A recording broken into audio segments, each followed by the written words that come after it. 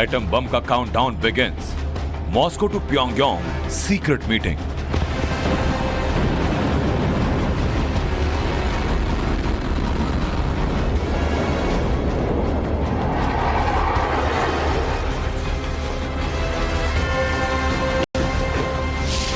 Arms dealer Kim Jong की सौगंध, Putin बनेंगे दुनिया के बिग बॉस।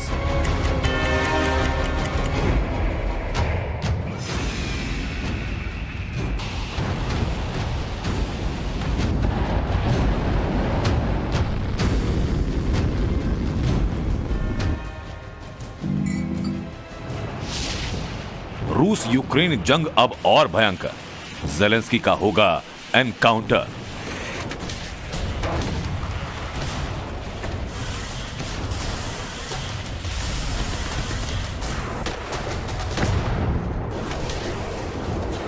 वो 7वां एटमी धमाका करने को बेकरार है।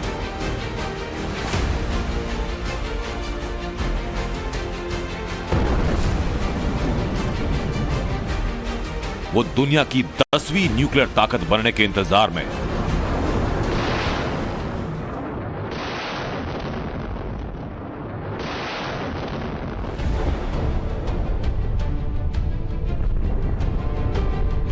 वो महाजंग के बहाने अपने साम्राज्य विस्तार की फिराक में।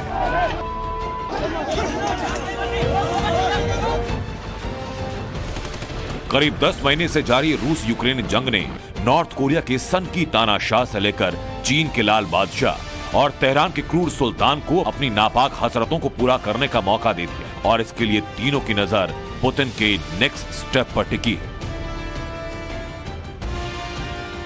सबसे पहले बात करते हैं सन की तानाशाह किम जोंग की। रूस यूक्रेन युद्ध में नॉर्थ कोरिया की एक बार फिर से बैकडोर एंट्री हुई। चौंकाने वाली जानकारी मिली कि मिसाइलबाज किम रूस को बड़ी मात्रा में हथियारों की सप्लाई करने में जुटा है।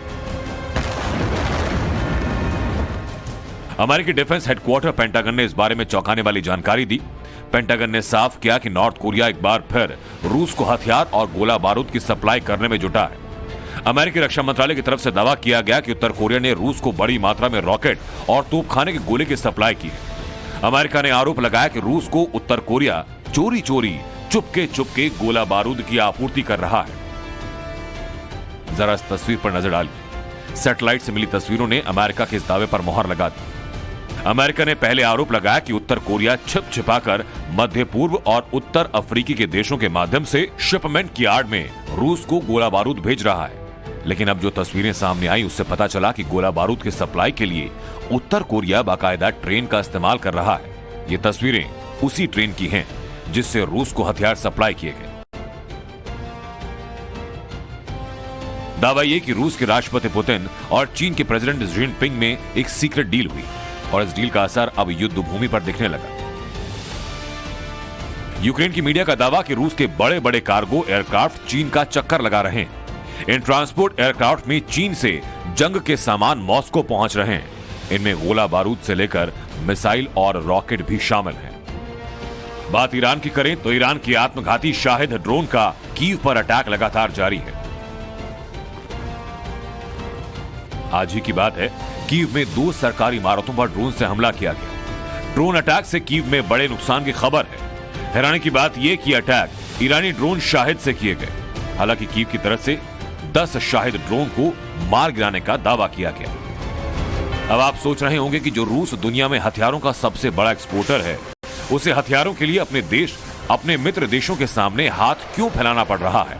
तो उसका जवाब ब्रिटेन के रक्षा मंत्रालय की रिपोर्ट में है। ब्रिटिश डिफेंस मिनिस्ट्री के मुताबिक रूस के पास मिसाइलों का जखीरा खत्म हो चुका है, और इसलिए अब पुतिन की आर्मी 1980 की मिसाइलें दाग रही है। रूस 40 साल पुरानी मिसाइलों से स्ट्राइक कर रहा है।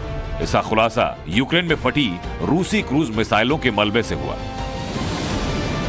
तो जाहिर है कि रूस यूक्रेन युद्ध में जिस तरह ज़ेलेंस्की को अमेरिका समेत यूरोपीय देशों से बैकअप मिल रहा है, उसी तरह पुतिन भी किम, जिनपिंग और रईसी की तीकड़ी की मदद से रणभूमि में अटैकिंग मोड में बने। लेकिन ये तीकड़ी रूस को मदद करने के एवज में कुछ ऐसा करने वाली है जो दुनिया पर बहुत भारी पड़ेगा। क्या है वो महाकांड, आपको दिखाएंगे। आप बने रहिए टाइम्स नाउ नव भारत के साथ।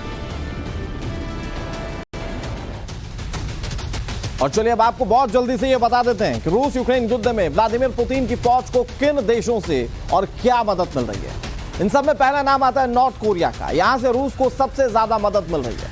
किम Jong 107 mm Katyusha rocket, 122 mm rocket launcher, 155 mm के तोप के गोले, मशीन गन और ऑटोमेटेड राइफल्स की चोरी छिपे मॉस्को तक सप्लाई कर रहा है। वहीं सिविल वॉर के हालात झेल रहा ईरान रूस को ड्रोन और बैलिस्टिक मिसाइल की सप्लाई कर रहा है।